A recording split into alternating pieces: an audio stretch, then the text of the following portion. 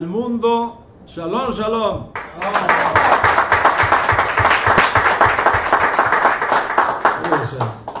El tema que nos ha convocado hoy aquí está íntimamente relacionado con la festividad de Pesach, el primer Moed, la primera festividad del ciclo festivo anual de la Torá, como está documentado en el libro de Shemot capítulo 12 y también en el capítulo 23 del libro de Vayikra, el tercer libro de Moshe Rabén.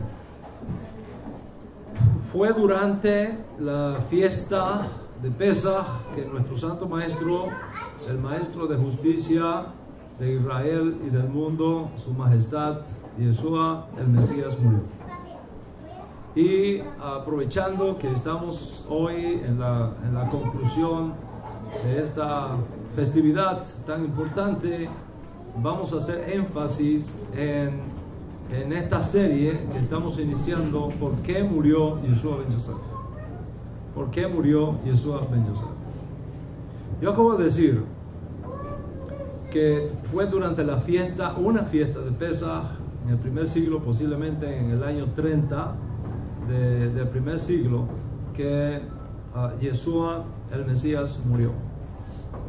Esta declaración que acabo de hacer no es simplemente un asunto de fe, es también un asunto de la historia.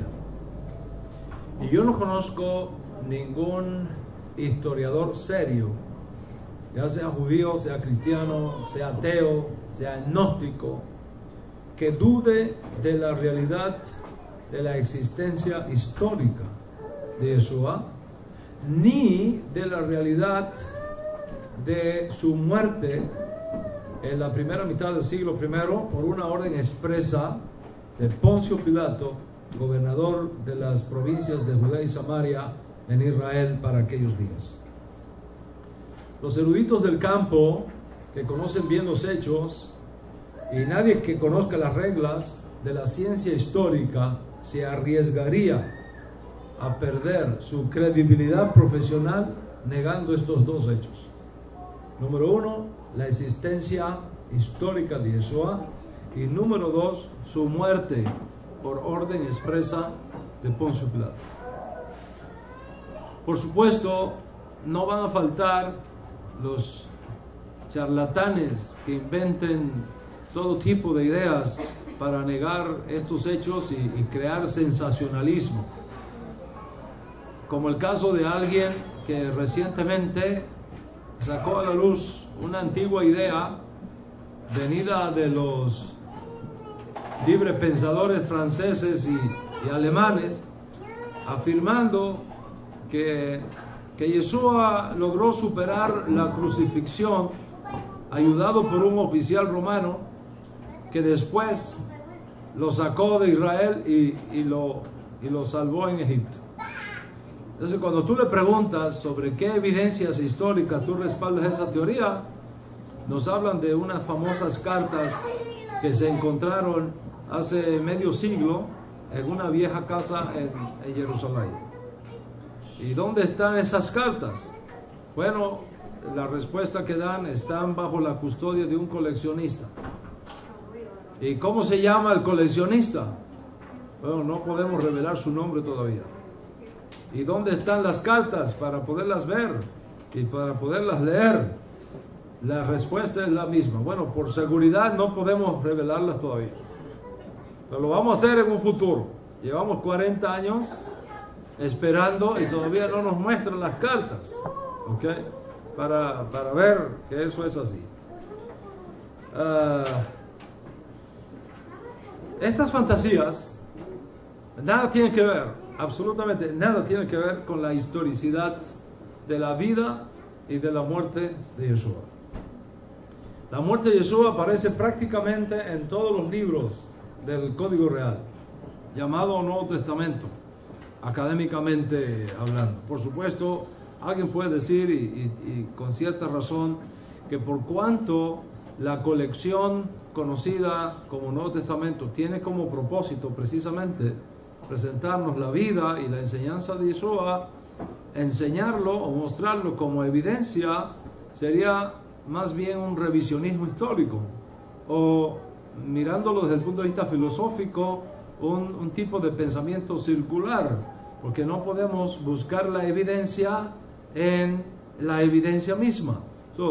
En ese sentido tiene mucha razón, de manera que no vamos a usar las múltiples evidencias históricas que tenemos en el Código Real para hablar de la demostración histórica de la vida de Yeshua y de la demostración histórica de la muerte de Yeshua.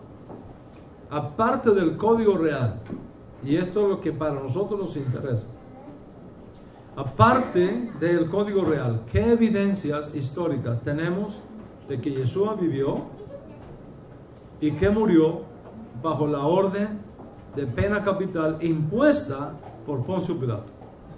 Porque ya hemos hablado de esto en otras clases y en otras conferencias que te recomiendo que las busques y las leas.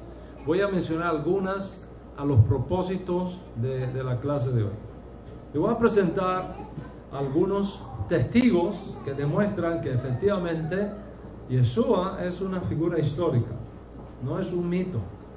Esto es muy importante para tu fe, que tú aprendas a defender el hecho de que Yeshua es una figura histórica, no un mito, no una leyenda, sino una figura histórica real y que murió por crucifixión aproximadamente para el año 30, como dije, de esta era actual, por una orden emitida por Poncio Pilato, gobernador de Judea y de Samaria en Israel para aquellos días. A pesar de los estragos de la guerra que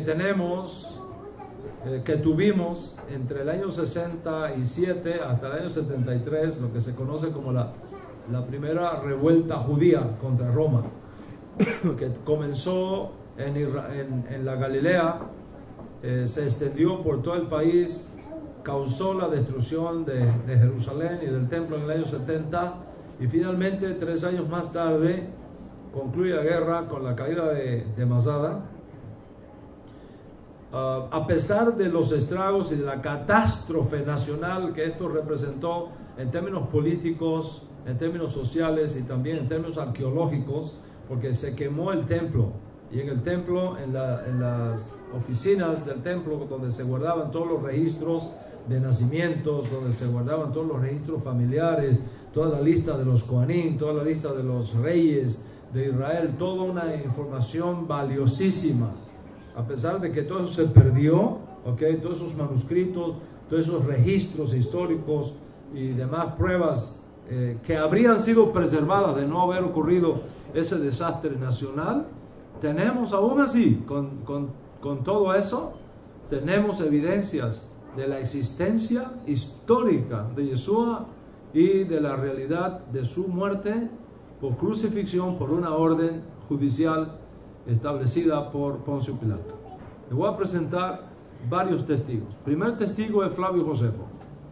Flavio Josefo es el autor de Antigüedades Judías, escritas al final del primer siglo, aproximadamente del año 90 al año 95 del primer siglo de esta era común, quien fue comandante, nada menos que comandante del ejército de Israel en la Galilea cuando estalló la revuelta judía del año 67 y que llevó a la destrucción de Jerusalén en el año 70.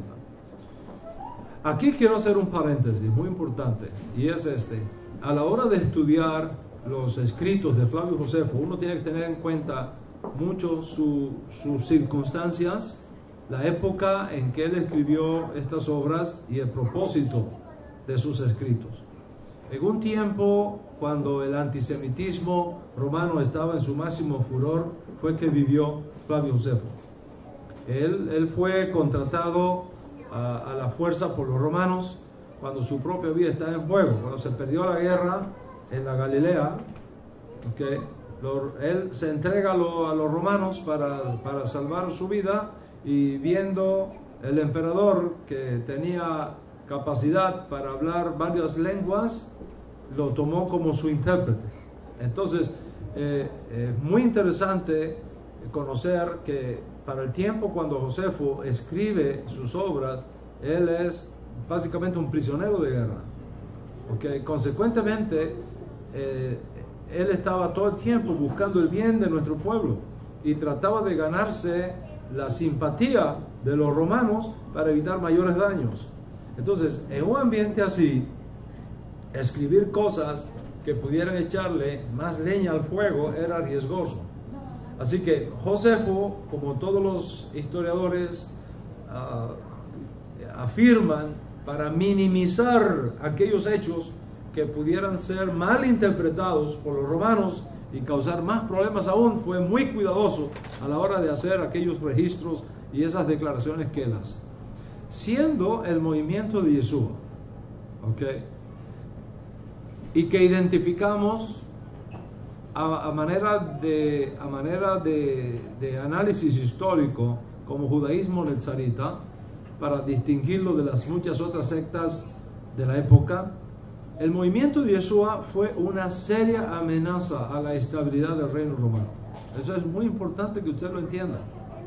Hoy día, debido a los efectos del cristianismo histórico y de las religiones y los procesos religiosos que se dieron en el mundo a partir del segundo siglo, la gente tiene la tendencia a mirar a Yeshua como simplemente una figura religiosa que no amenazaba a nadie, un tipo Gandhi, que predicaba la paz, que todo el mundo se amara, que no había problemas, un propagador, un promotor de pacifismo y ese tipo de cosas. Nada más lejos de la verdad. Nada más lejos de la verdad. El movimiento de Yeshua fue un movimiento político, más que cualquier otra cosa. ¿Okay? El anuncio que Yeshua hizo, el mensaje que Yeshua trajo a Israel, tenía repercusiones políticas muy profundas, muy profundas. El solo hecho de decir, hagan teshuvah, porque el reino de los cielos se ha acercado, te dice a ti las tremendas implicaciones que tenía políticas, las tremendas implicaciones políticas que tenían las palabras de Yeshua. ¿Por qué? Porque en un tiempo, cuando el rey era el César, y cuando el reino estaba en las manos del imperio romano, que alguien viniera a decir, el tiempo ha llegado para que el reino de Dios, del Dios de Israel, sea establecido, implicaba que había llegado la hora para que el César desapareciera de la tierra y para que el imperio romano fuera totalmente echado de la tierra de Israel. Esas implicaciones políticas serias del mensaje de Yeshua fue tomando fuerza y se constituyó en una seria amenaza para el imperio y para el status quo que el imperio tenía precisamente en Jerusalén. Y esto es lo que explica posiblemente la parquedad con la cual Josefo menciona hechos históricos de Yeshua y de sus estudiantes ordinarios. Mencionar el movimiento mesiánico que se inició en Israel con la figura de Yeshua era levantar otra vez el espíritu de la esperanza de la redención que había abrigado el pueblo judío y por el cual posiblemente estos aires de revueltas contra Roma tuvo lugar. En todo caso, menciona a Josefo 2 veces la vida y la muerte de Yeshua. 2 veces, a pesar de estas circunstancias y de los peligros que tenía mencionar una figura que era temida y detestable por los romanos. 2 veces él menciona en sus obras la vida de Yeshua. La primera cita aparece en Antigüedades Judías, la encontramos en el libro 18, capítulo 63, verso 64, donde Josefo escribió: y Jesús, habiendo sido acusado por los líderes judeanos, fue condenado a la cruz por Pilato. Ahí está la evidencia. Yeshua, habiendo sido acusado por los líderes judeanos, fue condenado a la cruz por Pilato.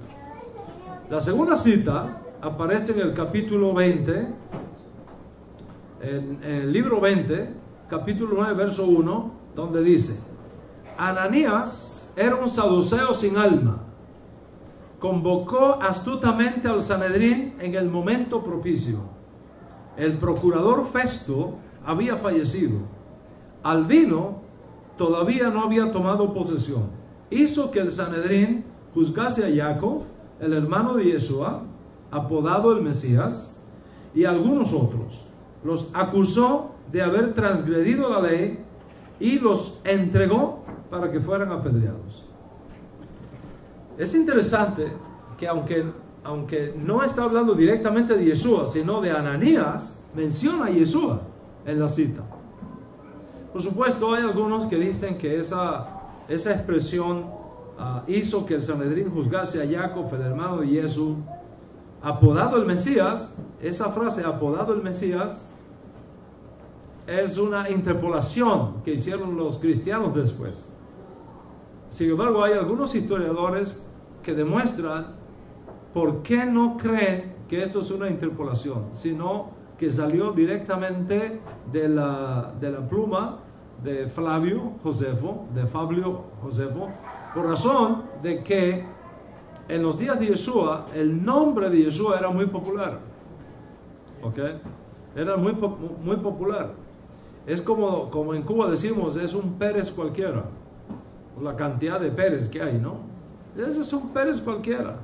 Es otro más. Y Yeshua era un nombre muy popular en aquellos días. Es más, algunos han registrado posiblemente 27 personajes que llevaban el nombre de Yeshua. Nada más natural del mundo que añadir apodado el Mesías para que se supiera de qué Yeshua se estaba hablando. La cosa más normal del mundo. Hizo, dice Flavio Josefo, hizo que el Sanedrín juzgase a Jacob, el hermano de Yeshua, apodado el Mesías, así que le decían el Mesías, y a algunos otros. Siendo que Josefo no reconoció los reclamos mesiánicos de Yeshua, ni tenemos evidencia de que él se hizo estudiante o discípulo de Yeshua, el hecho de que menciona a Yeshua 2 veces en forma directa demuestra la existencia histórica de Yeshua y demuestra la muerte por orden del emperador, del gobernador Pilato, confirmando así el testimonio que nosotros tenemos en el Código Real. Esta es la primera evidencia que tú tienes de que cuando hablamos de la existencia de Yeshua y cuando hablamos de la muerte de Yeshua, no estamos hablando en términos de fe, simplemente. Estamos hablando de evidencias históricas, de criterios históricos demostrables. ¿Okay? El segundo testigo que voy a mencionar en la clase de hoy es Cayo Plinio Cecilio II, famoso Plinio el Joven, como así se conoció, un abogado, historiador romano a principios del segundo siglo. Se hizo muy popular entre los años 100 al 112 de esta era. Fue nombrado gobernador por el emperador Trajano para administrar las provincias de Bitinia y del Ponto, lugares que visitó el rabino Shaul en sus viajes del primer siglo, donde se formaron muchas comunidades cristianas, como se conocían a los discípulos de Yeshua fuera de Israel y fuera de la comunidad judía. Nosotros sabemos por la evidencia que tenemos en el Código Real que esa región fue visitada por Rabino Shaul de Tarso y con todo su equipo. Por varios años estuvo Shaul dando vueltas por esas regiones del Ponto y de Bitinia.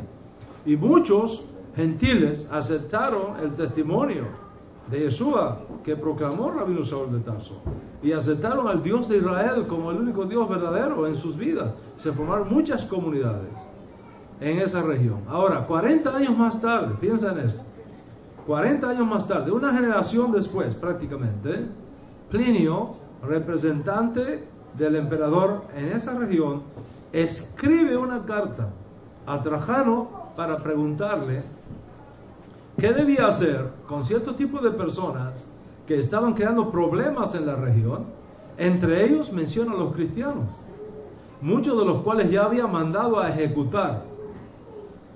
¿Por qué los mandó a ejecutar? Por no aceptar al emperador como su Dios y por no aceptar dar culto al emperador como norma social establecida por él en esa región de Bitinia y del Ponto.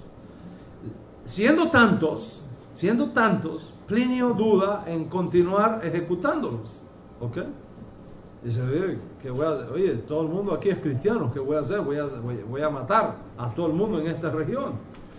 Voy a poner en acción un método diferente a ver si logro traer calma aquí en esta región. No pierdan de vista algo, Rabotai. No pierdan de vista eso. Los gobernadores que establecía el emperador en aquellos días tenían ciertas tareas específicas que hacer. ¿Okay? De todas las tareas que se le encomendaban a los gobernadores y a los representantes de los emperadores en las regiones dominadas por el imperio, 3 en particular no podían faltar. ¿Cuáles eran esas 3 cosas? Número 1, el culto al emperador. ¿Ok? El culto al emperador. Eso era algo importantísimo. Segundo, el cobro de impuestos. El cobro de impuestos, eso no podía fallar. Y tercero, la paz social. Que no hubiesen revueltas. Roma no quería revueltas. Todo lo que fuese tomado como sospecha de una posible revuelta, inmediatamente traían al ejército y trataban de eliminarlo a como diera lugar. ¿Okay? Pero no revueltas. No quiero revueltas. Quiero que todo el mundo pague los impuestos. Quiero el culto al emperador. Y bueno, del resto, eso es otra cosa. Pero esas 3 no pueden faltar. Entonces, el hecho de que hay tantos cristianos en esa región que no se sujetan al culto del emperador le creaba un problema a este representante. Y por eso le escribe una carta al emperador Trajano pidiendo recomendaciones, pidiendo consejo de qué hacer ante la circunstancia que él está teniendo. En esa carta, él le cuenta a Trajano que había tomado una medida que estaba dando resultados y que tal vez fuera la medida política más importante que se debía mantener en la región. ¿Cuál era esa política? Ok, amenaza de castigo para buscar que los cristianos retornaran al paganismo y que retornaran al culto al emperador. Entonces, en una de las sesiones más interesantes de esta carta, Plinio escribe esto. Escuchen. Quienes negaban haber sido cristianos, invocaban a los dioses conforme a la fórmula que les impuse, y hacían sacrificios con incienso y vino a tu imagen, que a tal efecto hice instalar, y maldecían además a Cristo. Cosas todas ellas que, según me dicen, es imposible conseguir de quienes son verdaderamente cristianos. Consideré que debían ser puestos en libertad. Otros, cuyo nombre me habían sido denunciados, dijeron ser cristianos, pero poco después lo negaron. Lo habían sido, pero después habían dejado de serlo. Algunos al pasar 3 años, otros más, otros incluso tras 20 años. También todos han adorado tu imagen y las estatuas de nuestros dioses, y han maldecido a Cristo. Y por otro lado, ellos afirmaban que toda su culpa, los que se retractaron, ¿okay?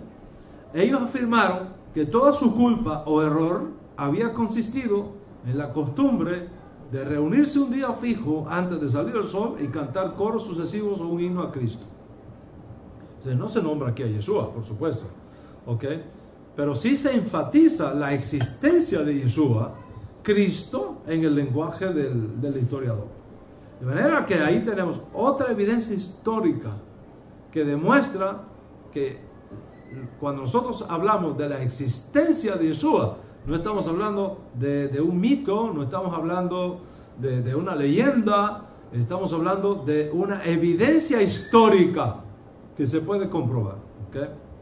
Les voy a compartir el tercer testigo, Tácito, historiador romano para principios del siglo, aproximadamente 114 al 116. Tácito escribió una obra, se llama Anales, capítulo 15, verso 44, dice: Cristo, que en los días de Tiberio fue ajusticiado por Poncio Pilato. Ahí lo tiene. Cristo, la existencia histórica, que en los días de Tiberio, el emperador, fue ajusticiado por Poncio Pilato. Tenemos la evidencia histórica de la existencia y tenemos la evidencia histórica de la muerte.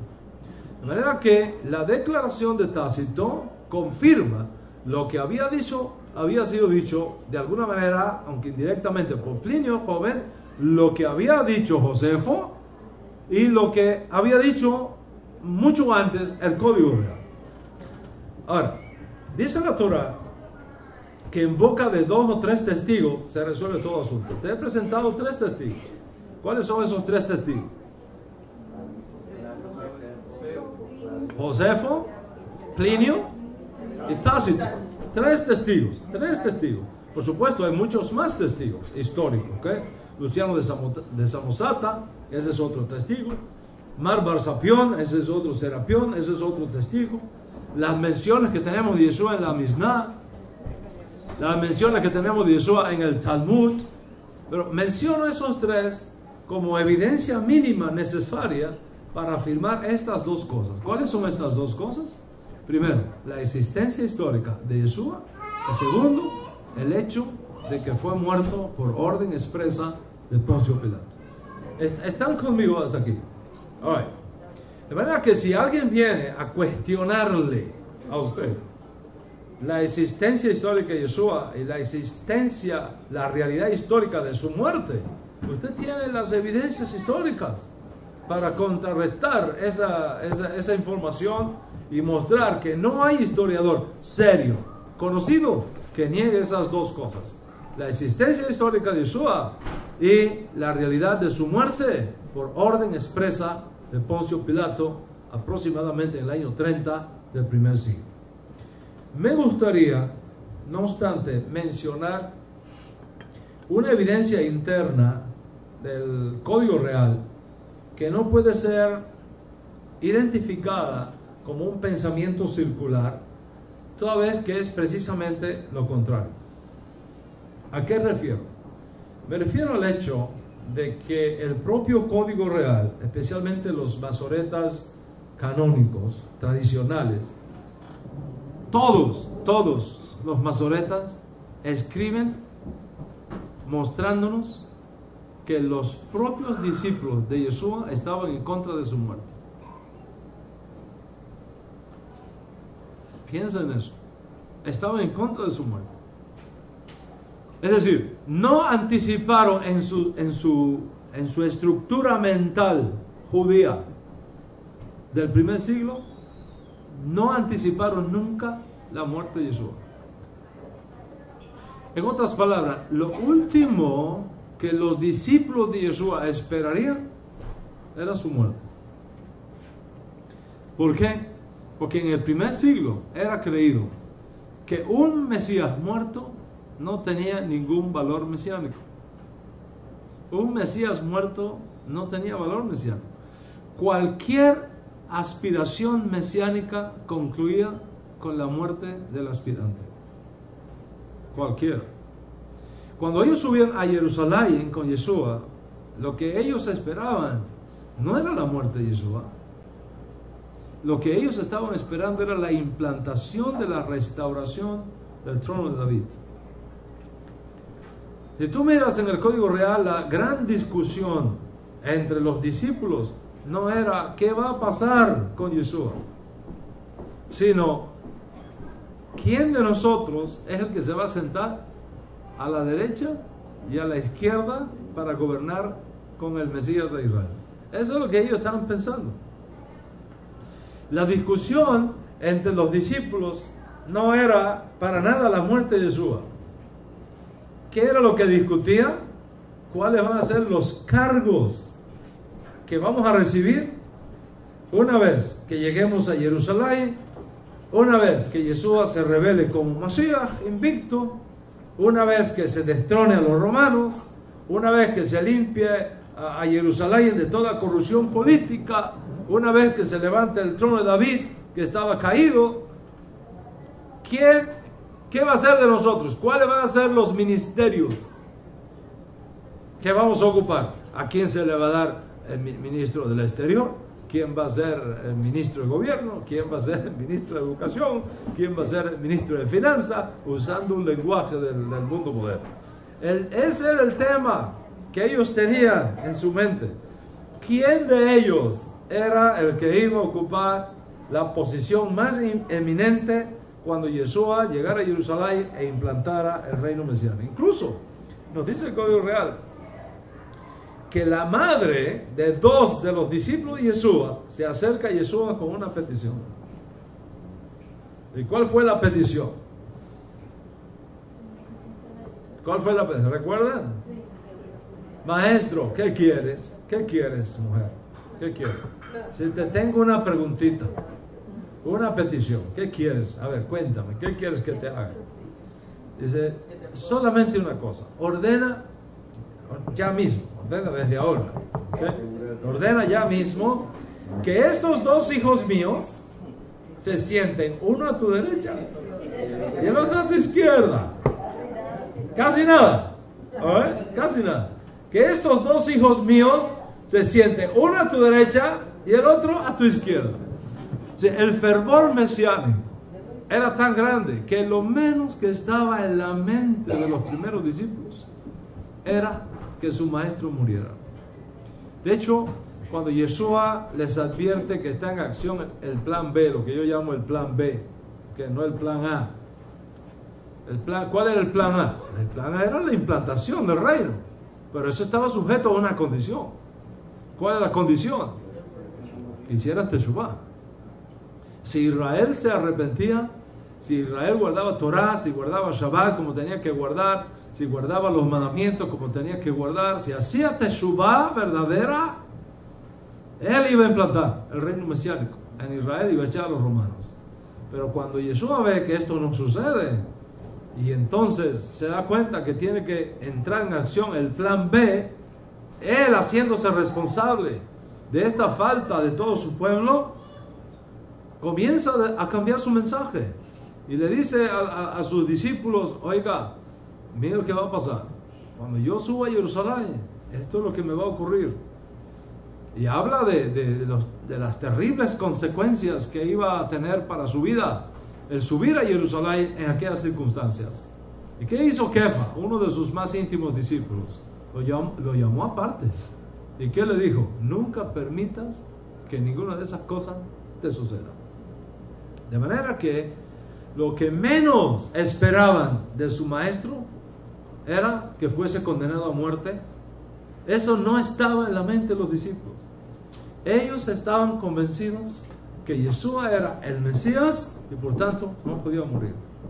Si moría sin haber completado su rol mesiánico, quedaba descalificado como Mesías, como otros más en la historia judía. Tan convencidos estaban de la realidad mesiánica de Yeshua, que estaban discutiéndose los puestos que iban a tener en el nuevo gobierno que Yeshua, en su opinión, estaba listo para imponer en Jerusalén.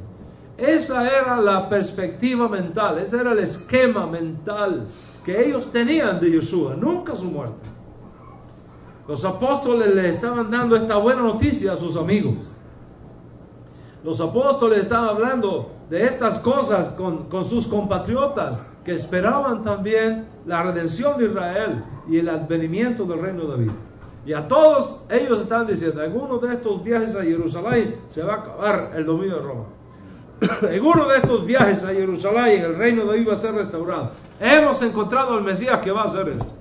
O sea, la fiebre mesiánica de los discípulos de Yeshua estaba en un punto de ebullición impresionantemente alto. Los días de Roma estaban contados. La corrupción política en el templo estaban contadas. A los saduceos y fariseos vendidos a Roma por intereses económicos que estaban desgobernando al país, les había llegado la hora. El Mesías iba a subir a Jerusalén, iba a purificar el templo, iba a quitar la autoridad a los corruptos y a los falsos Kohanim que estaban aliados con Roma. Iba a echar fuera a los romanos para siempre de nuestro suelo y va a implantar de nuevo la monarquía davídica, va a restaurar el reino a David y todo el mundo va a saber que no es el César el Señor del mundo, sino el Dios de Israel, el Señor del mundo. Ese era su esquema mental. Y en medio de esa fiebre mesiánica, Yeshua los llama aparte y les dice: las cosas no van a ser así. Las cosas no van a ser así. El Hijo del Hombre va a subir a Jerusalén, lo van a entregar a los romanos, lo van a humillar, lo van a escupir, lo van a matar. ¿Cómo así? Eso es imposible, no puede ser. ¿Tú eres el Mesías o tendremos que esperar a otro? Así reaccionaron. ¿Tú eres el Mesías o tenemos que esperar a otro? Es más, dice el Código Real que muchos comienzan a irse de su lado. Otro charlatán más, otro bla bla bla más. Piensa ahora en esto. Piensa ahora en esto. Los discípulos están anunciando a sus compatriotas judíos que Yeshua era el Mesías. Están diciéndole a la gente por todos lados que los días de Roma están contados, que muy pronto la monarquía davídica será restaurada de nuevo. ¿Y ahora? Ahora resulta que lo ven muerto, colgado de un árbol como un criminal. Y aunque Yeshua se los advirtió, no lo entendían. Pensaban posiblemente que era un juego. El maestro les había dicho: esta noche ustedes van a sufrir una terrible decepción conmigo. Ustedes van a experimentar una terrible decepción conmigo. Pero no lo entendieron. No lo entendieron. ¿Y sabe qué más me maravilla? A mí lo que más me maravilla es que no solamente ellos no lo entendieron, es que posiblemente la mayoría de nosotros seguimos sin entenderlo en su totalidad. La realidad fue que la muerte de Jesús fue una vergüenza para sus estudiantes. Hasta que tú no entiendas esto, no vas a comprender realmente lo que pasó allí. La muerte de Yeshua fue una vergüenza para sus estudiantes, un verdadero fiasco. El hazme reír de todos. Tuvieron que tragarse la lengua bien tragada cuando escucharon a los detractores gritarle en forma burlona mientras estaba colgando en el madero: bájate de ahí, vamos a creer en ti. El que decía que era rey de Israel, mira dónde está, bájese de ahí. Si tú te bajas de ahí, sí vamos a creer que eres el Mesías. Una vergüenza total. Yeshua causó en sus estudiantes una vergüenza. Otro fallido Mesías. Otra decepción. Y si tú lees el Código Real, todos se retiraron de allí. Todos se retiraron de allí. Ni siquiera tuvieron el valor de darle sepultura judía a su maestro. ¿Te imaginas eso? Ni siquiera. No hubo uno solo de los apóstoles que caminaron todo Israel con Yeshua de arriba abajo por todos aquellos años, que tuviera la dignidad de decir: por lo menos vamos a enterrarlo. Se fueron huyendo todos. Todos se fueron huyendo. Algunos pensaron que era un traidor, un engaño, un fraude. ¿De qué otra manera tú puedes explicar la huida cobarde del escenario, dejar a su maestro solo y ni siquiera enterrarlo? Enterrar a una persona es el último favor que tú le puedes hacer en la vida. Un favor que nadie te puede devolver. Tú me invitas a mí a tu casa a cenar, me hiciste un favor, pero yo te puedo invitar de vuelta a casa. ¿Ok? Tú me puedes prestar $1,000,000 para algún negocio que yo quiera hacer y me hiciste un gran favor, pero yo te puedo prestar de vuelta 2 millones y ya te pagué el favor. Pero cuando tú entierras a un muerto, te aseguro que no te lo va a poder devolver. Ese es el último favor que tú le puedes hacer a una persona, enterrarlo. Ellos ni siquiera eso hicieron con Jesús. Había que estar allí para experimentar lo que ellos experimentaron. Total confusión, total vergüenza, total derrota. No trates de interpretar esto con tu mente del siglo XXI. No lo trates de interpretar con tu mente del siglo XXI, con todo el favor de la historia en tus hombros. Para una persona, think about it, para una persona del siglo I, incluso para la mentalidad romana de aquella época, un héroe, un salvador, mucho menos un rey, y para los judíos, mucho menos el Mesías, podía morir de la forma tan vergonzosa y tan escandalosa y tan odiosa y tan alevosa como murió Jesús. Era una vergüenza. Rabotai, en aquellos días morir en crucificado era símbolo de la derrota total del que moría y de la victoria total del que ejecutaba. Así eran las cosas en el primer siglo. No pienses con tu mente del siglo XXI y con todo el sentimentalismo que ha generado la cultura cristiana en el mundo, ¿okay? No pienses, quita ese sentimentalismo, ¿okay? El letrero que puso Poncio Pilato sobre Yeshua diciendo rey de los judíos en aquellas famosas 3 lenguas que la gente culta de aquella época podía leer, en latín, en griego y en hebreo, no tenía la intención de exaltar a Yeshua, para nada. Pilato era un desgraciado, un sinvergüenza, un matador, era un asesino sin nombre. Todo lo que hacía era por intereses políticos, se movía solamente por intereses políticos. Pues si tenía que matar a sus hijos, lo mataba. Pilato era un asesino. No piense usted que ese título que él puso allá arriba fue para exaltar a Yeshua. Fue para humillarlo hasta la vergüenza misma. ¿Cuál era el mensaje? Que Pilato, cuya función entre otras era asegurar la paz y asegurar que no hubiesen revueltas y asegurarse que la gente se escarmentara y no le levantara problemas para mantenerse en el puesto de lo cual él vivía. ¿Cuál era el mensaje? Miren lo que le va a pasar a cualquiera que afirme ser el rey de los judíos.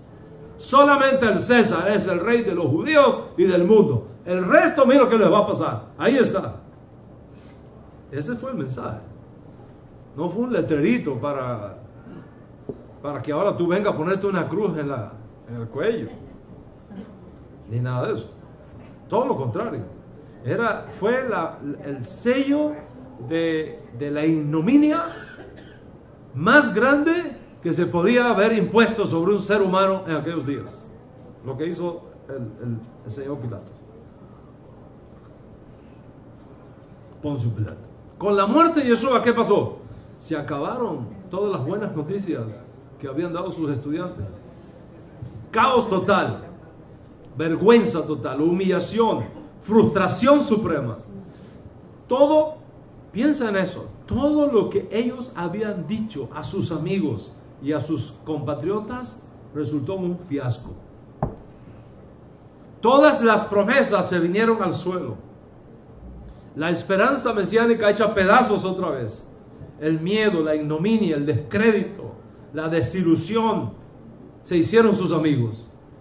Tan profundo fue ese impacto y tan decepcionante lo que pasó aquella tarde en Jerusalén, que uno de los más cercanos discípulos le dijo al resto de sus compañeros: yo me vuelvo a mi trabajo de antes. Yo me vuelvo a mi trabajo de antes. Y en el contexto de esta conferencia, cuando usted entiende esto, ¿okay? Cuando usted entiende este mundo que he tratado de demostrarte, en el contexto de esta conferencia, la pregunta es esta: si la muerte de Yeshua trajo a los apóstoles originarios tanta confusión, tanta decepción y tanta vergüenza pública, ¿cómo se les pudo haber ocurrido escribirlo? ¿Cómo contarlo con lujo de detalles? Si Yeshua no fue ejecutado por Poncio Pilato, si Yeshua no fue realmente crucificado como un criminal político, ¿qué sentido tenía para ellos contar esta historia que lo único que hacía era hacerlos lucir como un grupo de tontos y mentirosos, como un grupo de total derrota ante la opinión pública de aquellos días? No lo dudes, no lo dudes. La muerte de Yeshua no pertenece al mundo de la mitología. No es un cuento de hadas. No es una historieta de ciencia ficción. La muerte de Yeshua pertenece al mundo de la historicidad, al mundo de la evidencia histórica. Y como hemos demostrado, la evidencia no solamente está registrada en todas las tradiciones tempranas que tenemos y del cual el Código Real da testimonio a pesar de lo embarazoso de este hecho, sino que también está registrada por otras fuentes totalmente diferentes, en momentos y circunstancias diferentes, tanto por testigos judíos en Israel como por testigos no judíos fuera de Israel. Y es una ley de la ciencia histórica que cuando un evento es mencionado varias veces en varios lugares distintos por fuentes diferentes y en condiciones diferentes no conocidas por las otras que lo mencionan, entonces las probabilidades de que ese hecho ocurrió es absolutamente creíble. Así pues, Rabotai, la existencia y muerte de Yeshua es un asunto totalmente histórico y totalmente sostenible y totalmente creíble. La pregunta que está en la mesa hoy, no obstante, no es si Jesús existió realmente, porque eso ha sido demostrado. Tampoco es si murió, porque eso también ha sido demostrado. La pregunta crucial,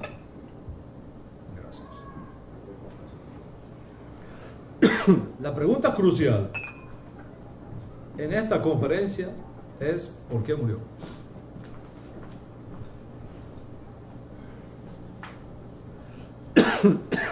¿Por qué murió?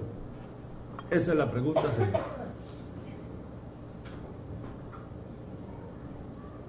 ¿Qué causa provocó la muerte de Yeshua?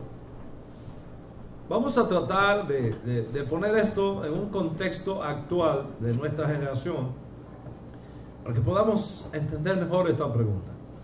Todos nosotros sabemos la muerte de Martin Luther King.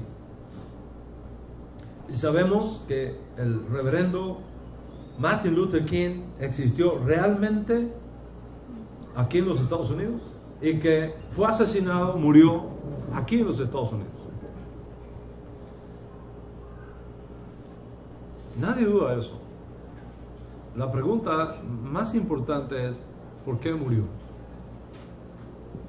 ¿Qué causó su muerte? Hasta que tú no entiendas por qué murió Martin Luther King, no vas a entender nunca la realidad de su vida. Y para conocer por qué murió, necesitamos entender cuál fue el mundo que vivió Martin Luther King. ¿Cuáles fueron las circunstancias en las cuales él vivió? ¿Cuál fue el entorno político y social que imperaba en los días de su vida? Tú tienes que entender cuál fue ese mundo para que comprendas por qué él llega a Washington. Y dice, we come to Washington to cash a check. ¿Por qué razón él llega a Washington? Y dice, hemos venido a Washington a cobrar un cheque. ¿Qué cheque? ¿Y por qué cantidad era ese cheque? ¿Qué conexión había entre ese cheque y Abraham Lincoln, por ejemplo? Lo mismo pasa con Yeshua. Lo mismo pasa con Yeshua, en ese sentido. Nosotros sabemos que vivió, como sabemos que Martin Luther King vivió. Y sabemos que Yeshua murió como Martin Luther King murió. La pregunta obligada es, ¿por qué murió? ¿Por qué murió Yeshua? ¿Por qué fue condenado? ¿Por qué fue clavado en un madero? ¿Qué fue lo que llevó a ese horrible final de su vida? ¿Fue algo que él no pudo evitar? ¿Fue algo para lo cual él no estaba preparado? ¿Fue algo que superó su capacidad de prevención al punto de ser sorprendido por sus enemigos y colocado en una posición donde no pudo escaparse? ¿Fue su muerte dirigida o fue tomado por sorpresa? ¿Fue algo involuntario o fue algo que él mismo provocó que sucediera?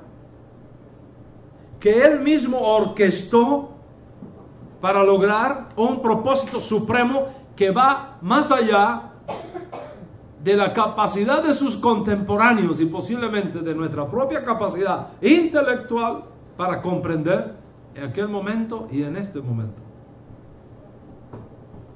Mirándolo desde otra perspectiva, ¿Yeshua fue capaz de predecir su muerte o fue una racionalización posterior creada muchos años después por sus seguidores que fabricaron esta historia?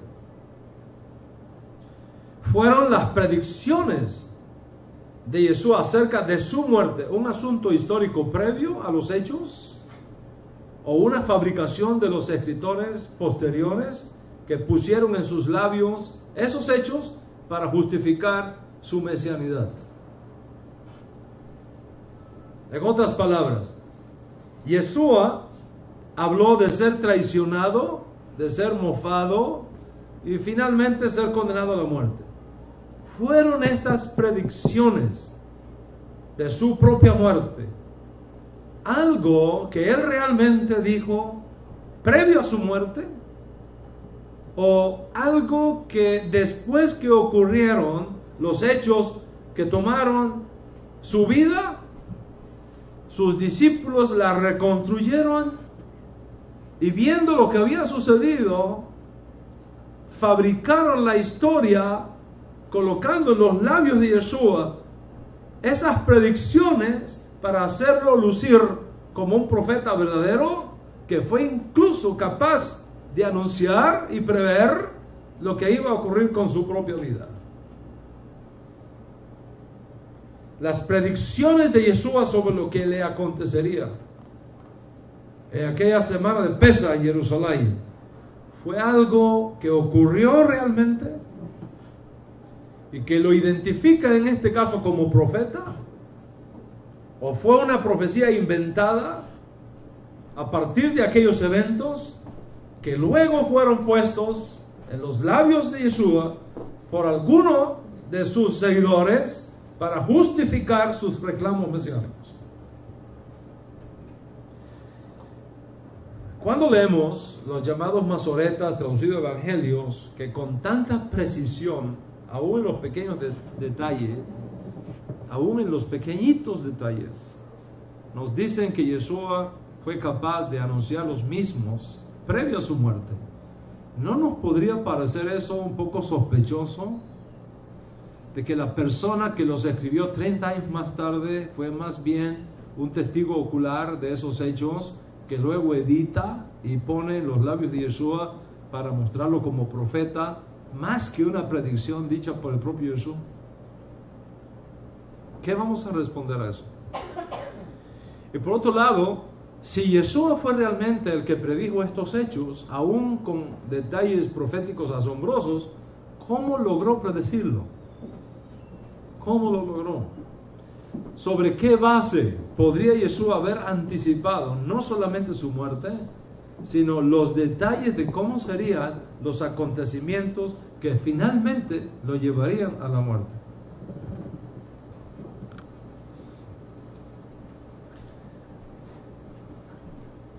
Retirando por un momento los aspectos espirituales de esta conferencia, quitando la parte sobrenatural que opera en la vida de un sádic, Porque cuando tú estás en presencia de un sádic,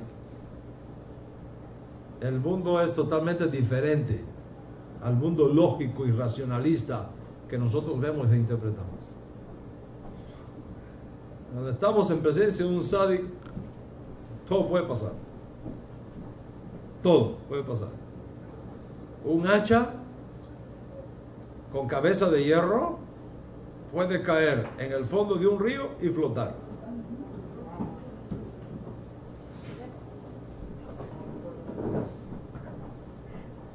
Un féretro de piedra, calefateado, impermeable, con una momia adentro, en el fondo del río Nilo, cuando está en presencia de un sádic, puede flotar.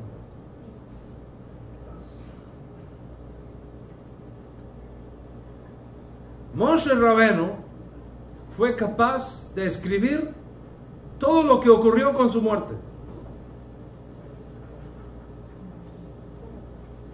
Cómo se despidió del pueblo, cómo fue enterrado, incluso los días de luto que le guardó el pueblo de Israel. Moshe Rabenu.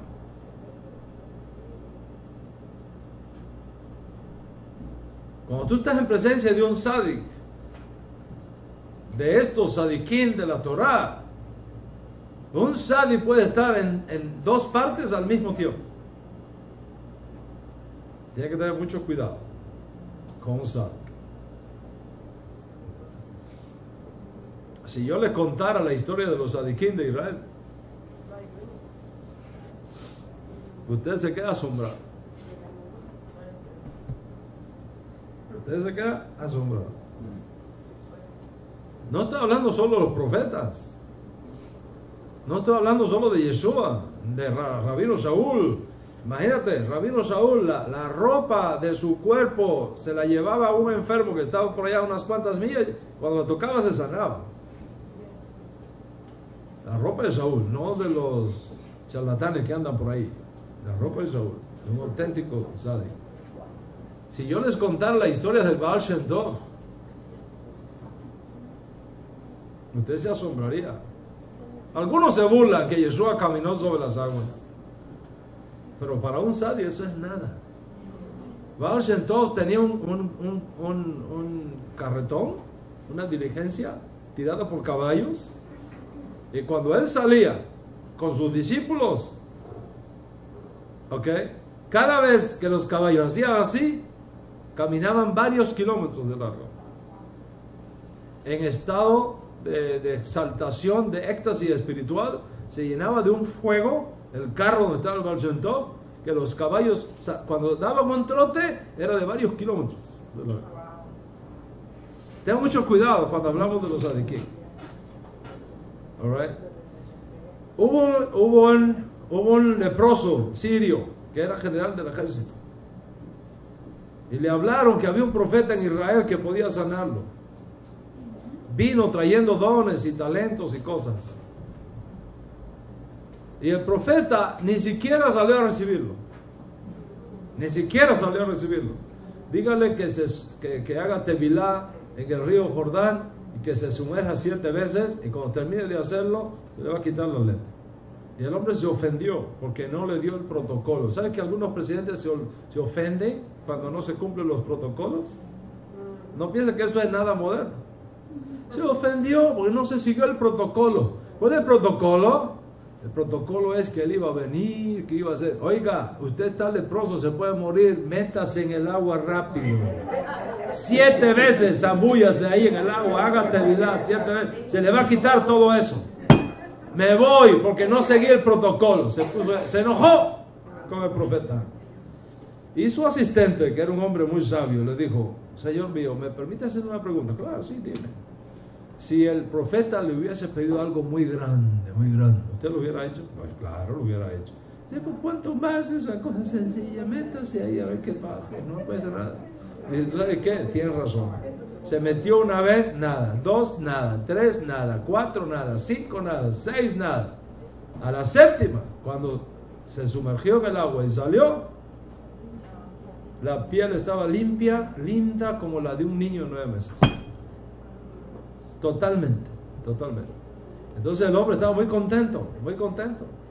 Y se fue porque el profeta no le aceptó ningún regalo. Pero Jesse, el asistente del profeta, dice: mi maestro ya está caduco, ya está senil. ¿Cómo va a dejar todos esos lingotes de hierro, todas esas de oro, de plata, de todos esos vestidos? Y sale corriendo y lo alcanza por allá por el camino. No, que mi maestro cambió la mente, que unos vestiditos y unas cositas así te va a aceptar. Pues está ahí, se lo dio todo. Y Jesse fue rápido, lo escondió en su tienda y volvió otra vez a la oficina del jefe a servir. Él era el asistente del profeta. Cuando llega y se sienta, le dice el profeta: Jesse, ¿de dónde vienes? Dice: no, señor, yo no he ido a ningún lugar. Dice: ¿no has ido a ningún lugar? Dice: yo no estaba allí contigo cuando le estabas pidiendo todo esto y esto. ¿Sabes qué? La lepra de él se va a pegar a ti ahora. Dice: un sadi puede estar en dos lugares al mismo tiempo y ver todo lo que está pasando allá. El Rebbe Nilsson, que murió, su cadáver está aquí con nosotros hasta el día de hoy, que en paz descanse en el Gan Eden. El Rebbe Nilsson, sin visitar nunca Israel, sabía exactamente lo que estaba pasando en los bordes de la Tierra Santa. Y cuando Ariel Sharon, que en paz descanse también el Gan Eden, vino a visitarlo aquí en Brooklyn, él le dijo le dio todas las coordenadas de cómo tenía que mantenerse el ejército de Israel, allá en Israel, estando acá. Un Sadik es alguien fuera de liga. Usted no tiene idea. Usted no tiene idea. Un día estaba el Baal Shem Tov rezando y llama a todos sus estudiantes y le dice: vamos a rezar y vamos a hacer una columna, pónganse todos uno encima del otro, vamos a rezar. Y no le hicieron caso. ¿Y sabe qué dijo? Si me hubieran hecho caso, Mashiach habría venido hoy. Si me hubieran hecho caso, Mashiach habría venido hoy. Ese era Yeshua. Yeshua era de esa familia, de esa generación de Sadikim. Pero voy a poner a un lado todo eso. Poner a un lado todas esas cosas espirituales, todas esas cosas sobrenaturales que operan en la vida de un Sadik, porque nuestra generación es contraria a la de ellos. En aquella época, como ellos no tenían los recursos técnicos, tecnológicos que nosotros tenemos, dependían solo de Hashem, dependían solo de la Torah, y por eso Hashem le hacía cosas tremendas. Y ellos todos lo interpretaban sobrenaturalmente. Hoy día es al revés, tenemos mucha ciencia, tenemos mucha técnica, ¿verdad? Tenemos muchas cosas, pero lo queremos interpretar todo racionalmente. Y al tratar de interpretarlo todo racionalmente, nos hemos perdido los milagros. Ok, poniendo a un lado la parte espiritual, la parte sobrenatural que opera en la vida de un Sadik, y por el bien del argumento mismo y a favor de la mentalidad del siglo XXI, la gente de hoy que busca explicarlo todo científica y racionalmente, ¿hay suficiente evidencia racional que ayudó a Yeshua a predecir cómo serían los últimos días de su vida? Simplemente por observación natural. Por observación natural. ¿Qué pasó con los profetas de Israel que se pusieron al status quo de sus días? ¿Qué pasó con los profetas? Fueron martirizados. ¿Qué pasó con Isaías? Lo cortaron por la mitad. ¿Qué pasó con Jeremías? Lo enterraron a ahogarse en una cisterna llena de mazmorra. ¿Qué pasó con todos los que antes de Yeshua se levantaron contra Roma procurando la liberación del yugo romano? ¿Qué pasó con ellos? Fueron martirizados. ¿Qué pasó con su primo? Yohanan ben Sekaya, Jacoén, gentilizado Juan el Bautista. ¿Qué pasó con él? Fue decapitado. Por simple observación, Yeshua tenía claro los riesgos de su mensaje. Tenía claro los riesgos de su misión y de sus acciones, de aquellas condiciones sociales, de aquellas condiciones políticas y económicas de sus días. Incluso en nuestra generación, Rabotai. ¿Qué pasó en los países comunistas con todos aquellos que se levantaron en contra del sistema? ¿Qué pasó con ellos? ¿Qué pasó contra los que se levantaron contra Stalin en aquellos días? ¿Qué ha pasado con los disidentes en los países totalitarios? ¿Qué pasó con Leopoldo en Venezuela? Y con el alcalde de Caracas en estos días en Venezuela. ¿Qué pasó con ellos? Es difícil predecir lo que te ocurrirá si tú levantas tu voz contra la corrupción política de un sistema podrido por dentro.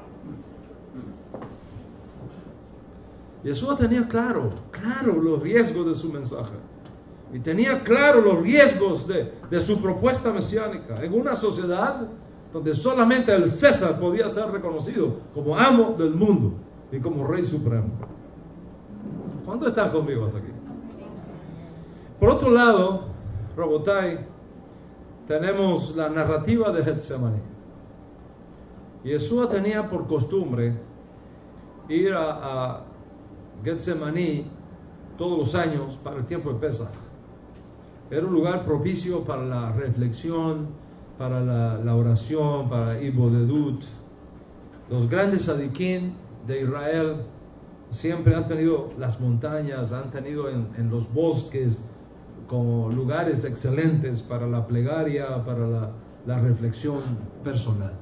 Desde los días de Isaac, que era un hombre de salir al bosque, al campo a meditar, que fue precisamente, según la tradición de nuestro pueblo, el creador de las plegarias de la tarde, conocido como Minjá. Los profetas y los tzadikim tienen en los bosques un lugar excelente para la meditación y para la oración espontánea. Y el maestro solía visitar las montañas, los bosques, el Getsemaní, en el tiempo de Pesaj, para rezar, para meditar, y sus estudiantes sabían dónde encontrarlo en ese tiempo. Esta vez las cosas fueron diferentes. Aquí vemos a un maestro postrado sobre sus rodillas, en total debilidad, pidiendo a Dios que si había la posibilidad de cambiar el curso desastroso que tomaría su vida, que lo hiciera, aunque él estaba dispuesto a hacer finalmente la voluntad de Hashem. Y esta imagen de Yeshua, Rabotai, es totalmente contraria a lo que sus estudiantes esperarían. Esta imagen de Yeshua es totalmente al revés de lo que uno esperaría que sus estudiantes perpetuaran por escrito, si realmente no pasó. Hasta este momento, Yeshua se había presentado delante de ellos fuerte, valiente, resuelto, pidiendo a sus estudiantes que querían seguirlo: niéguense a ustedes mismos, tomen su vara y síganme. Hasta ese momento Jesús había enseñado: no teman a los que matan el cuerpo, porque después ya nada más pueden hacer. Teman al que puede echar el alma y el cuerpo en la Gehinnom. Pero en Getsemaní, en esta ocasión, vemos a un hombre postrado, sudando gotas de sangre, totalmente angustiado por el terrible momento que se le avecinaba. En otras palabras, Getsemaní nos vende a un Mesías en total debilidad.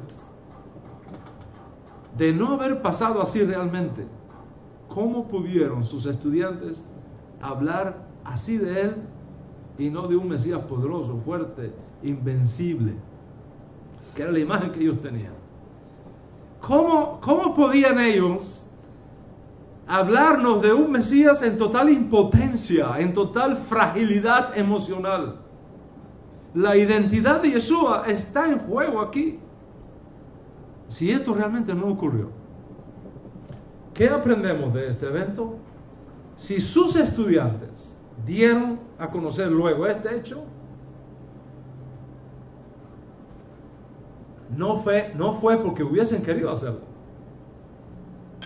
o porque habrían ayudado a editar una buena imagen de su maestro ante el mundo. Todo lo contrario, esta es la peor imagen de Yeshua que nosotros tenemos. un Mesías turbado, con angustia de su alma, un Mesías tembloroso, pidiendo que si hay alguna manera de evitar ese sufrimiento, que se le libere de las cosas terribles que se le iban a venir encima en las próximas horas. La única manera de explicar que sus estudiantes expusieron esto en este evento privado de su vida, la única manera de explicar lógicamente que sus estudiantes hablaran de este evento que ocurrió privadamente en la vida de su líder, es porque realmente tuvo lugar. Y si tuvo lugar, entonces demuestra, como lo hace, que Yeshua fue capaz de predecir incluso sus sufrimientos y su muerte atroz. Cuando nosotros ponemos todo esto junto, nos damos cuenta que en efecto el maestro anticipó sus sufrimientos, anticipó su muerte, como luego es comprobado históricamente por las diferentes fuentes que hemos mencionado, no solamente dentro del Código Real, asunto que fue escrito 30, 40 años después que esto ocurrió, sino también por Josefo, también por Plinio el Joven, también por Tácito, también por los otros historiadores que no hemos mencionado en la clase de hoy. Y esto es, Rabotai, esto es precisamente lo que nos ayuda a explicar por qué a partir de un punto determinado de su vida, cuando su propuesta mesiánica es rechazada por el status quo, es decir, por aquellos que tenían en sus manos el poder y la autoridad dado del cielo para declararlo el Mesías de Israel, prefirieron seguir sustentando y sosteniendo todo un sistema corrupto de aquellos días que hacerle caso a Yeshua. Y esto es lo que da sentido histórico y teológico a la muerte de Yeshua. Rabotai, la ciencia psicológica ha demostrado que cuando una persona comienza a dar sentido a su vida es porque anticipa lo peor. Es un hecho probado por la historia y es un hecho probado por la psicología. De manera que las predicciones de Yeshua sobre lo que le acontecería en Jerusalén aquella semana de Pesaj no fue una profecía inventada a partir de aquellos eventos que luego fueron puestos habrían sido puestos en los labios de Yeshua por algunos de sus estudiantes para justificar que era un profeta, sino todo lo contrario. Fue algo que realmente pasó, que tiene una respuesta racional y lógica dadas las circunstancias que él vivió en el primer siglo. Todo esto está bien, pero aún así no responde a la pregunta que nos ha convocado a la clase de hoy. Sabemos ahora que Yeshua vivió históricamente hablando. Sabemos que fue capaz de anticipar sus sufrimientos y su muerte. Está demostrado. Sabemos también que fue condenado a muerte por Poncio Pilato. Está demostrado. Incluso podemos presionar un poco más y decir que Yeshua estaba absolutamente convencido que aunque él iba a morir después de 3 días, Dios lo iba a resucitar de los muertos para confirmar su mesianidad. De hecho, la confianza que Yeshua tenía en Dios para esperar que lo levantaría de entre los muertos en la resurrección gloriosa que se anticipa para el final de la edad mesiánica, es lo más fácil de demostrar. ¿Saben por qué? Porque si hay algo que los judíos hemos creído todo el tiempo, la mayoría de las veces, es la resurrección de los muertos. Eso es lo más fácil. La Torah dice, Job dijo, yo sé que mi Redentor vive.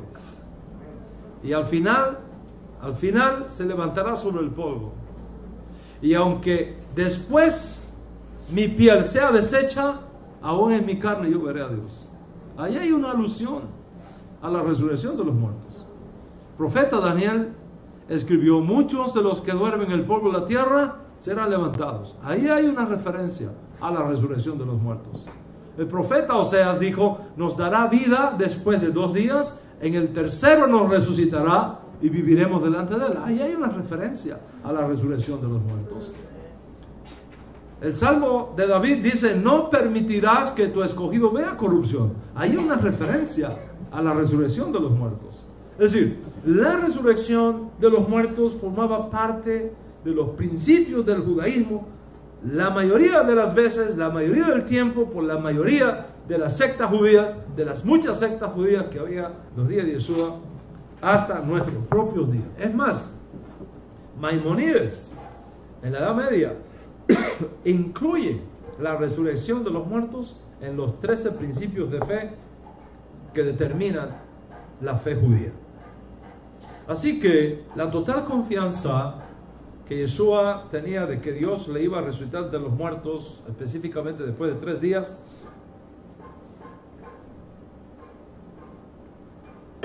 está en línea con la Torá, está en línea con los profetas, está en línea con el judaísmo en sentido general. En otras palabras, la resurrección de los muertos no fue algo novedoso en Yeshua. Él recibió eso de los profetas y lo incorpora mesiánicamente a su propia experiencia como el Mesías que él creyó que él era. La pregunta es, ¿por qué murió? Esa es la pregunta. ¿Por qué fue necesario que muriera con todas las complicaciones que tiene el hecho de un Mesías que muere sin haber concluido toda la misión mesiánica que el Mesías está supuesto a hacer? ¿Por qué tuvo que escoger el camino del martirio y de la muerte cuando todo Mesías que muere sin haber completado el proceso de la redención atribuido por los profetas de Israel lo descalifica automáticamente para el cargo? ¿Por qué Yeshua nos coloca incluso a nosotros en esta posición tan difícil? Eso es embarrassment. Para sus discípulos, eso es embarrassment for us.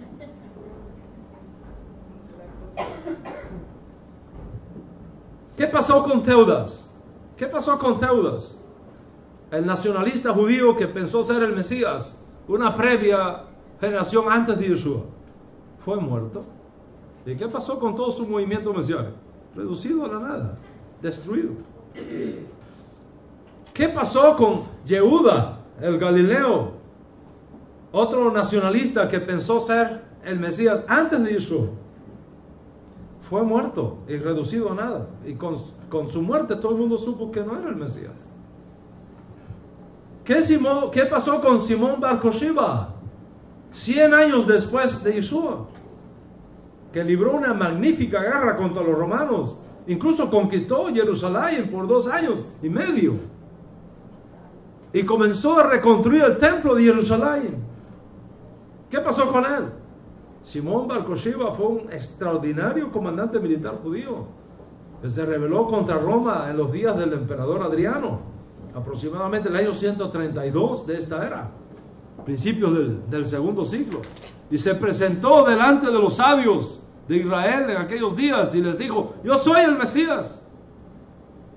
Y los sabios le creyeron y le apoyaron. Incluso uno de los más grandes sabios de aquel momento, Rabí Akiva, lo declaró el Mesías. ¿Qué pasó luego? Los romanos lo mataron. Y al morir, todo el mundo supo que ya no era el Mesías. Maimónides, basado en todo esto, va a escribir en sus días: si se levanta un rey en Israel, hijo de David, libra las batallas de Israel, enseña Torah escrita, Torah oral, reconstruye el templo, reúne a los exiliados judíos del mundo, etc. Nosotros sabemos por seguro que es el Mesías. Pero si muere, ya sabemos que no es el Mesías. Si muere, no es el Mesías. Rabotai, en la fe judía tradicional, incluso en los días de Yeshua, un Mesías que muere sin haber concluido su misión mesiánica se convierte automáticamente en un fallido Mesías delante de la opinión pública judía. Why Yeshua expose us? ¿Por qué Yeshua expuso a esa vergüenza a sus discípulos? A todos nosotros Es más, en un diálogo, Yeshua insinúa su muerte. Y mira lo que dice una de nuestras fuentes antiguas. Nosotros hemos oído de la ley que el Mesías permanece para siempre. ¿Cómo dices tú que es necesario que el Hijo del Hombre sea levantado de la tierra? ¿Quién es entonces ese Mesías? En ese contexto, ¿cómo explicamos nosotros la muerte de Jesús? ¿Cómo lo explicamos? ¿Qué fue lo que llevó a la muerte a Yeshua después de todo? La idea de que Yeshua fue sorprendido en Jerusalén durante los días de Pesa, que fue arrestado, que fue juzgado, que fue condenado a muerte y que no pudo escaparse de la situación, está fuera de lugar aquí. Es una idea bizarra, que no puede ser sostenida inteligentemente por nadie que tenga dos dedos de razón. Yeshua sabía que uno de sus estudiantes lo iba a denunciar. De hecho, ya no estaba con él aquella noche de Pesa. Bastaba que después de la cena de Pesa se hubiese retirado a Qumran. No lo hubiera encontrado nunca. O se hubiese retirado a las cuevas de la Galilea. No había encontrado rastro de él. Judas lo encontró en Getsemaní porque sabía que allí estaría. Yeshua pudo irse a otro lugar sin que nadie lo supiera, sin ningún tipo de riesgos. Si nosotros vamos a ser serios en este estudio, tenemos que buscar otra respuesta a la causa de su muerte. Pero la idea de que lo sorprendieron y no tuvo otra alternativa no tiene sentido. Hay que tener más fe para creer esto que en la misma existencia histórica de Yeshua. Para comprender, Rabotai, por qué lo que llevó a Yeshua a la muerte es un paradigma de la redención. Para comprender qué fue lo que llevó a Yeshua a la muerte, tenemos que partir de un hecho fundamental. ¿Quién fue Yeshua? ¿Cómo fue formado teológicamente?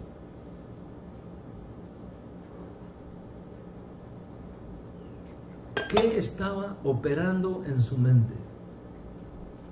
¿Cómo se vio a sí mismo? ¿Qué opera en la mente de una persona que tiene conciencia mesiánica? ¿Qué está en el pensamiento de una persona que tiene conciencia mesiánica? ¿Qué son las cosas que pasan en la mente de una persona que se cree que es el Mesías? ¿Cuántos están conmigo hasta aquí? ¿Me aguantan un poquito más? Pues para eso vinimos, ¿no? Ok, miren. Yeshua creyó en la escatología judía que definieron los profetas. Yeshua creyó en la escatología judía que creyeron los profetas. Los profetas hablaron de una edad presente, hablaron de una edad mesiánica y hablaron de un mundo por venir. Esta edad presente es el tiempo dado por el Eterno al hombre para producir un mundo de paz y seguridad para todos. La edad mesiánica es la interrupción de Dios, la interrupción abrupta de Dios en la edad presente para salvar al mundo entero de su autodestrucción e implantar en la tierra una edad donde se ha demostrado a la saciedad, primero, que si el hombre hubiese seguido las instrucciones divinas, podríamos haber tenido un mundo de paz y seguridad para todos, y B, que todo el mundo pueda aceptar el dominio del Dios de Israel como el único Dios verdadero. Ese es el objetivo. Y el instrumento que Dios usaría para lograr esto sería un rey que él levantaría de la casa de David, el Mesías. Yeshua fue formado en esa escatología judía. Y él tuvo desde su infancia conciencia mesiánica. Él tuvo desde su infancia conciencia y convencimiento de que él era el hijo de David, el Mesías. Y debido a esto, lanzó una tremenda campaña política para convencer al pueblo que el tiempo para la implantación del reino prometido a David había llegado. Y él concentró todas sus fuerzas en demostrar a su generación que el tiempo de la redención anunciado por los profetas había sido cumplido. Y para demostrar que su vocación mesiánica no provenía de su propia inventiva, sino que Dios mismo lo había enviado, una serie de milagros específicos le fueron dados que demostraban su identidad profética y su misión mesiánica. Como los profetas son llamados directamente por Dios y no por sucesión familiar como ocurre con los Coanín. Los sacerdotes son sacerdotes porque el papá es sacerdote, pero un profeta no es profeta porque el papá sea profeta. El profeta es llamado por Dios de forma irrevocable y soberana, sin tener en cuenta la genética para nada. Como los profetas son llamados directamente por Dios, ¿cómo puede demostrar al pueblo, ¿no?, que realmente Dios lo llamó, cuando la mayoría de las veces ese llamamiento ocurre a nivel privado, sin testigos presentes para comprobar que efectivamente ese llamamiento tuvo lugar? Por ejemplo, ¿dónde llamó Dios a Moisés? En un desierto, en medio de una zarza. ¿Quiénes estaban allí para comprobar que efectivamente Dios lo había encontrado y lo había comisionado para ir a Egipto y sacar a los hijos de Israel de la esclavitud egipcia? Para demostrar que efectivamente Dios le había encontrado y Dios le había enviado, Dios mismo le da a Moisés una serie de señales que demostraban, más allá de cualquier duda razonable, que en efecto Dios estaba con él, lo había llamado y lo había enviado, porque nadie podría haber hecho esas señales si Dios no estaba con él. Y lo mismo ocurrió con Jesús. Si tú observas con cuidado y lees con cuidado, un día les voy a dar una clase de cómo hay que leer el Código Real. Una vez que tú tengas las herramientas de cómo hay que leer el Código Real, todo va a cambiar para ti. Pero mira, Jesús creó un microclima mesiánico que mostró a todos cómo sería no solamente Israel, sino el mundo entero si se aceptaba su oferta. Si tú miras con cuidado la vida de Jesús, verás que donde Jesús estaba no había hambre, ni enfermedad, ni demonios, ni muerte, ni cojos, ni ciegos, ni paralíticos, ni leprosos. Los graves flagelos de la humanidad no existían donde estaba Yeshua.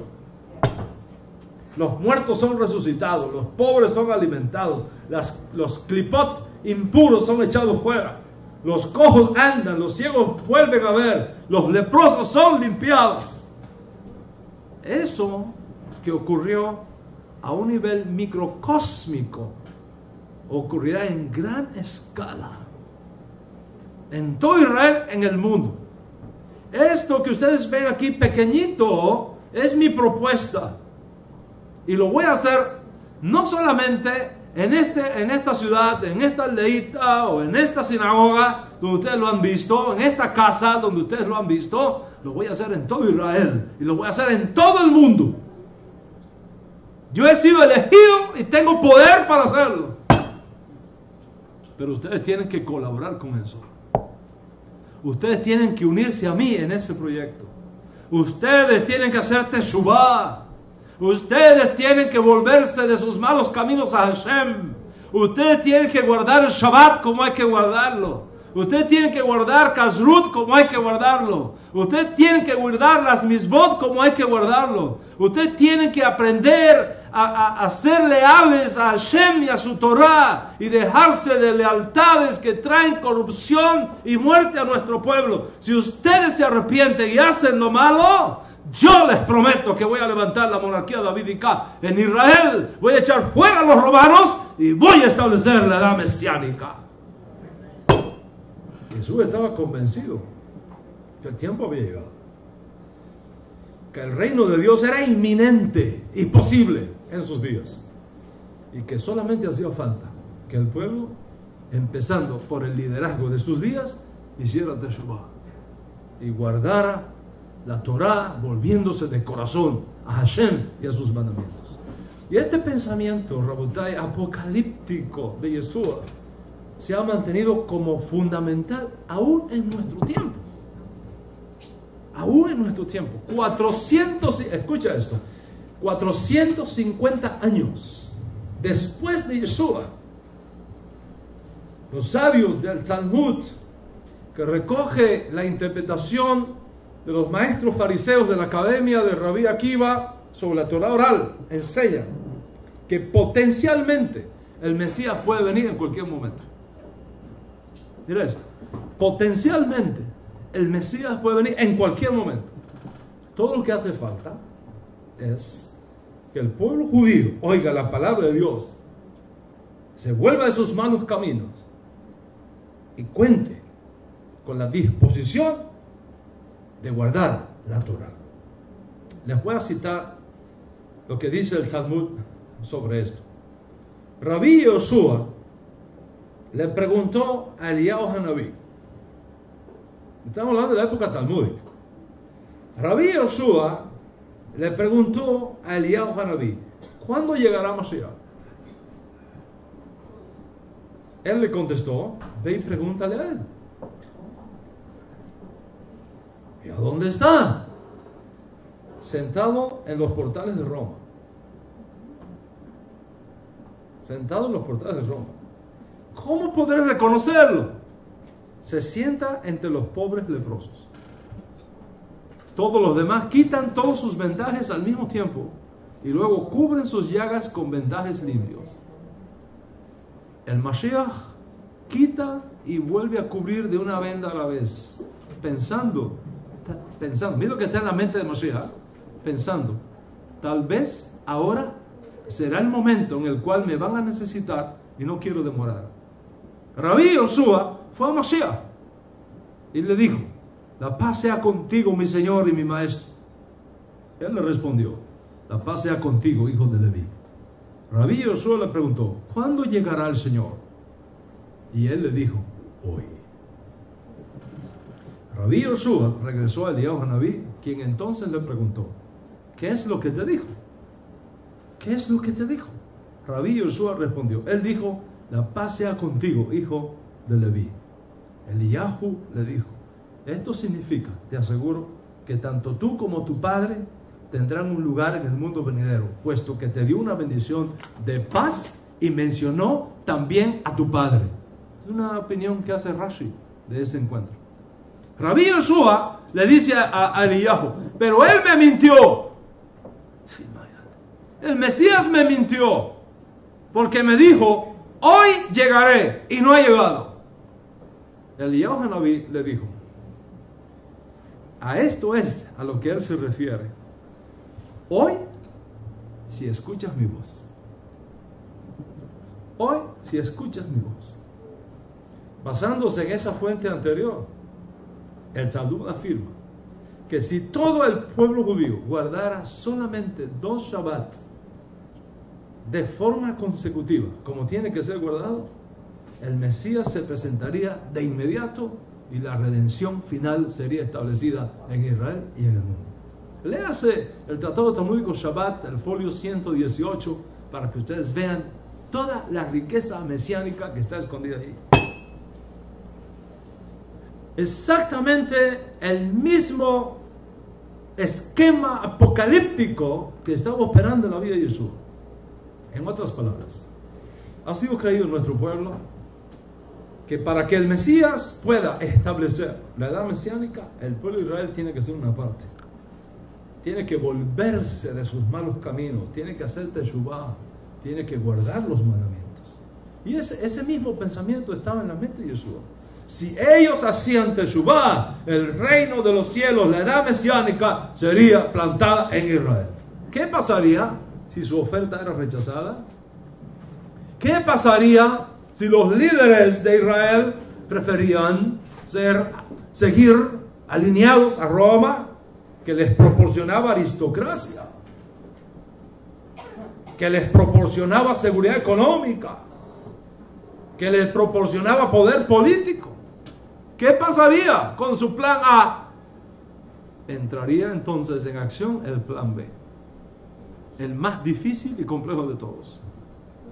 Si dado el tiempo necesario de los líderes de Israel rechazando la oferta, el Mesías no se mostraría fuerte e invicto como un hijo de hombre rodeado de poder en las nubes del cielo, sino como un Mesías humillado, como un Mesías sufriente. Y esta sería la parte más crítica de la redención, no milagrosa, no abrupta, sino lenta y sin tiempos específicos, dependiendo ahora de la decisión de Dios. Así que los profetas presentaron dos imágenes del Mesías. Una imagen del Mesías como un hombre rodeado de poder y gloria, viniendo de las nubes del cielo. Y una imagen del Mesías como un rey humilde terrenal montado en un burro. Y los rabinos, elaborando sobre este tema, hablaron incluso de dos Mesías. Un Mesías Ben Yosef que sufre y muere librando las batallas de Israel, y un Mesías invicto, Mashiach Ben David, que incluso resucita a Mashiach Ben Yosef y establece finalmente la redención en Israel y en el mundo. Si Israel acepta la oferta, Dios daría a esa generación de los días de Yeshua el honor de ver con sus ojos la llegada de la edad mesiánica con todos sus bienes. Pero si Israel rechazaba la oferta, Dios pasaría a otra generación de judíos el honor de ver la implantación del reino mesiánico en sus días, y esta sería postergada para mucho más adelante, para los días del fin. Y en este caso, el Mesías mismo tendría que exponerse al sufrimiento y a la muerte para que Israel no perdiera su estatus en la alianza y pudiera finalmente entrar al mundo por venir junto con los justos de las naciones que se han hallado dignos de ello. Y Jesús estaba convencido, absolutamente convencido, que con él la edad mesiánica sería implantada en Israel. Pero de lo que no estaba convencido era que Israel hiciera Teshuvah, la condición necesaria para la redención. Así que enfocó todos sus esfuerzos en lograr esto. Y cuando finalmente él se percata de que no querían hacer Teshuvah, entonces cambió su mensaje y explicó que la oferta que él trajo sería pasada a otra generación de judíos, a otra generación de los hijos y las hijas de Israel que fueran dignos de recibirla. Y a partir de ese momento entraría en acción el plan B. En vez de comenzar por arriba, se comenzaría por abajo. En vez de un Mesías en las nubes, vendría un Mesías montado en un burro. Y habría que hacer un enorme tikkun olam, una enorme reparación del mundo, comenzando ahora por las consecuencias funestas del pecado de Adán. Y en vez de conquistar a Roma, habría que entonces conquistar el poder del pecado y de la muerte misma. Hay un midrash que trata de explicar esto de esta manera, y voy a leerlo para ustedes de Pesikta Rabati.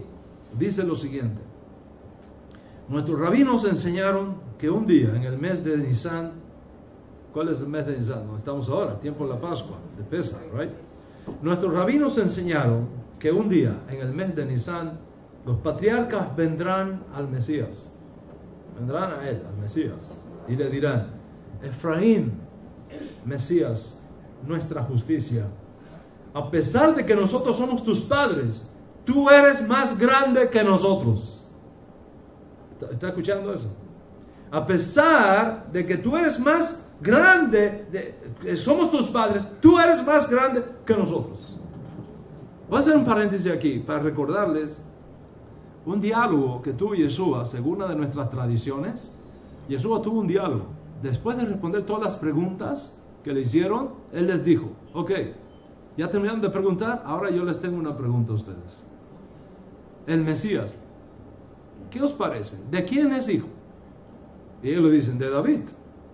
Entonces Yeshua les dice, bueno, si es hijo de David, ¿cómo David, hablando por el Espíritu, dijo el Señor a mi Señor, siéntate a mi diestra hasta que ponga a tus enemigos bajo tus pies? Si David le llama al Mesías Señor, ¿cómo es su hijo?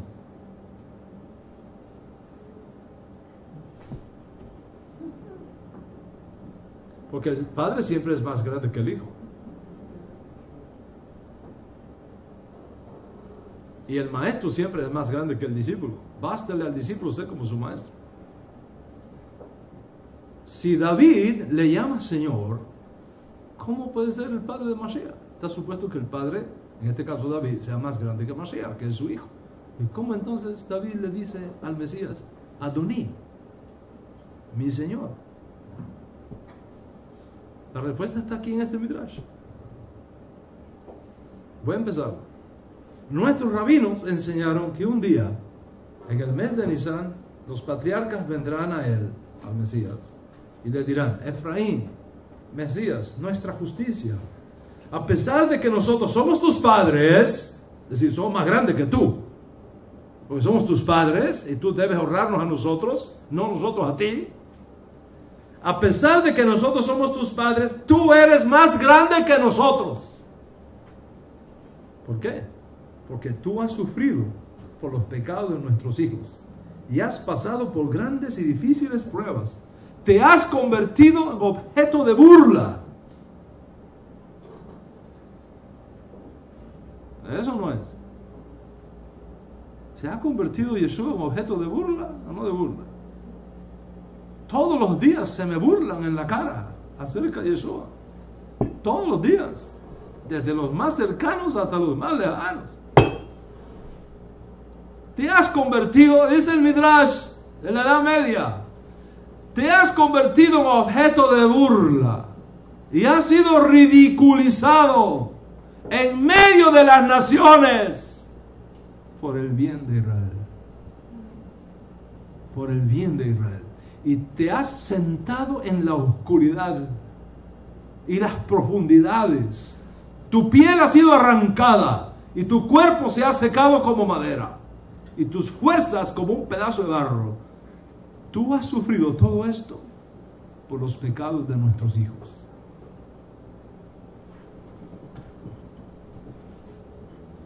Y otro Midrash afirma que cuando Dios le propone al Mesías la redención de Israel y el Mesías acepta, Dios le advierte de los peligros de la misión y le advierte de la posibilidad de que Israel rechace la oferta y entonces él tenga que atravesar terribles momentos de dolor y de sufrimiento, a lo cual, según el Midrash, responde el Mesías diciendo, y cito, parafraseando, con gusto lo haré, pero con una condición.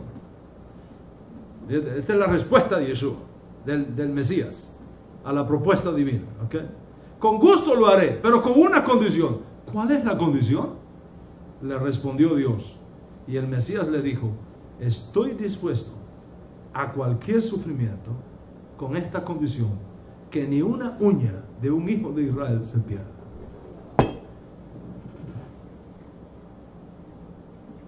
Que ni una uñita de un hijo de Israel se pierda. Yeshua conocía entonces lo difícil que sería para él el plan B. Una vez que su oferta es rechazada, el maestro comienza a trabajar en ese plan B. ¿Y en qué consistió ese trabajo? ¿En qué consistió en ese trabajo? En llevarlo precisamente a la muerte. Déjame decirte algo, Rabotai. Conocer esto va a hacer una enorme diferencia en tu vida. Una enorme diferencia en tu vida. ¿En qué consistió ese trabajo? ¿Qué hizo Yeshua ¿Qué hizo Yeshua? ¿Cómo manejó las circunstancias? ¿Qué dijo? ¿A dónde fue? ¿Con quién habló? ¿Qué hizo? Para que pudiera cumplirse este plan B. Al momento que tú conozcas esto, todo tu entendimiento de Yeshua va a dar un vuelco total. Y al momento que tú descubras esto, no vas a poder leer nunca más el código real de la forma como lo has hecho hasta este día. Va a ser una enorme diferencia en tu vida. Y te lo voy a explicar, pero mi tiempo ahora ha concluido. En la próxima clase que Hashem nos permita tener, voy a explicarte estas cosas en más detalle aún. ¿Qué fue lo que realmente provocó la muerte de Mashiach, la muerte de Yeshua? Te voy a explicar cómo él mismo orquestó todo este escenario que llevaría a cumplir su rol más difícil, con tal de que ni una uña de Israel se perdiera. ¿Qué hemos aprendido hoy?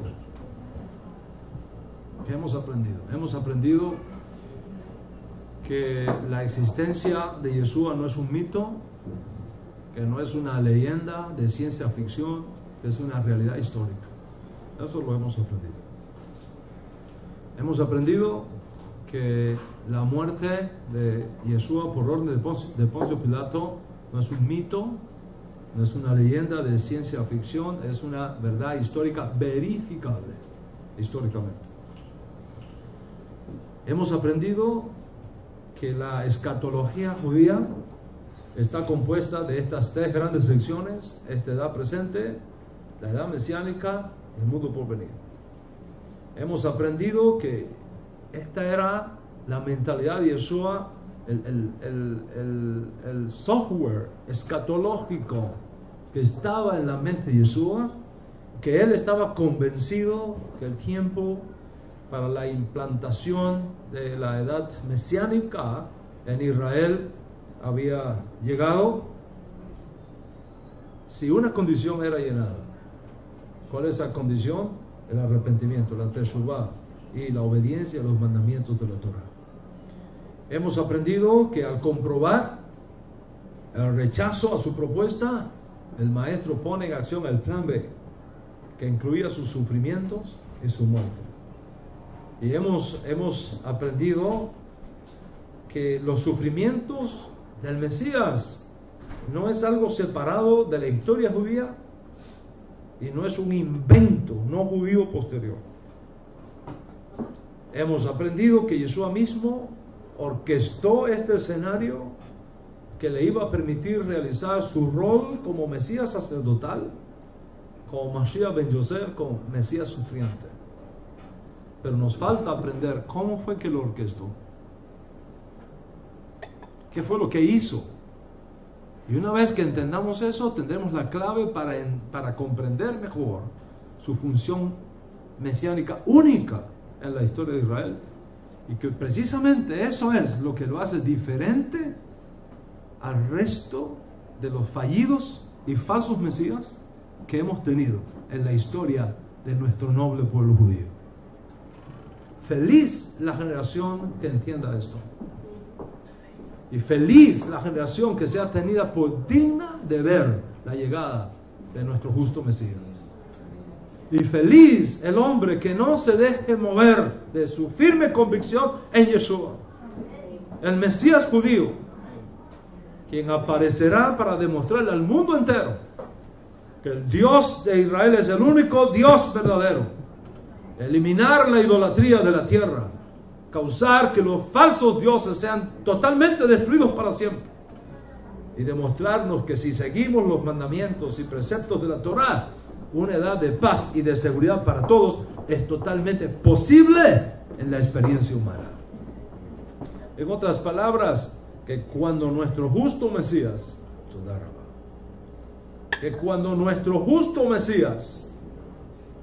sea revelado, y cuando la edad mesiánica sea establecida aquí en la tierra, entonces ya no tendremos más mandamientos que guardar. El Mesías lo hará todo por nosotros. Ahora es que tú tienes el privilegio de servir.